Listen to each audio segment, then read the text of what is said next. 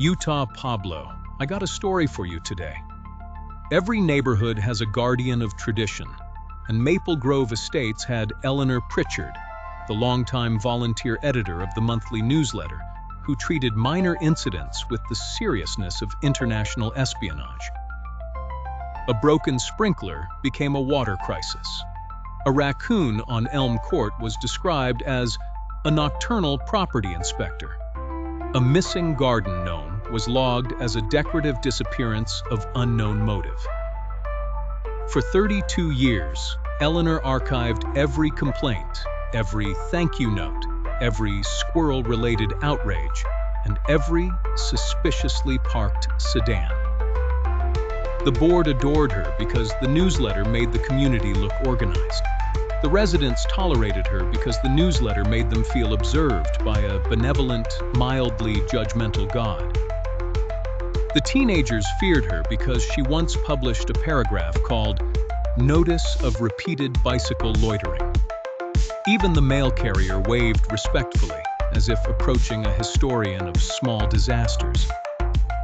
Then, one rainy Tuesday, while Eleanor was alphabetizing old issues by crisis category, she noticed something absurdly elegant hiding in plain sight. The incidents were not random. They were not even especially minor. Every 2 years, like a clock with a grudge, the same sequence appeared. A light outage, a burst pipe, a tree limb down on the east path, a missing key to the clubhouse storage room, and a strongly worded complaint about mysterious footsteps near the pool. Eleanor, who trusted patterns the way other people trusted weather forecasts, dug deeper. She overlaid the reports, compared dates, and discovered that each cluster centered around the same week in late October.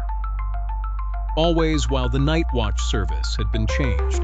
Always after a new landscaping contract was signed. Always before certain invoices multiplied like rabbits with spreadsheets. She brought her findings to the board with the calm theatricality of a person about to ruin several lunches. At first, the members blinked at her charts. Then the treasurer began sweating in a very accusatory way. The landscaping chairman coughed on behalf of his own conscience.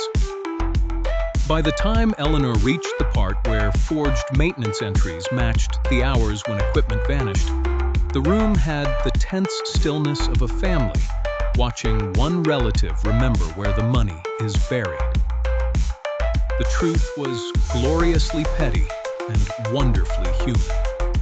For years, 2 board officers and a rotating cast of contractors had been staging a small-scale fraud, inflating repair costs, billing for work never done, and using neighborhood confusion as cover. They assumed no one would notice because the evidence was hidden in the sort of paperwork everyone ignored, especially the newsletter archives, which they considered clutter with fonts. But Eleanor had never considered her archive clutter. It was memory with headers. The scandal exploded across Maple Grove Estates with the speed of a gossip chain hitting a fresh battery. Residents who had once skipped her columns now begged for copies. The newsletter, previously known for dog updates and potluck reminders, became legal evidence. Eleanor was asked, with deep respect and a little fear, whether she had predicted all of it. She adjusted her glasses and said she had not predicted it. She had merely documented it, which, in a civilized society, was close enough. By spring, the board had new members, the invoices were audited, and the newsletter added a new section titled Community Watch, now understood to mean more than lost recycling bins. Eleanor continued her work exactly as before, except the residents suddenly read every line.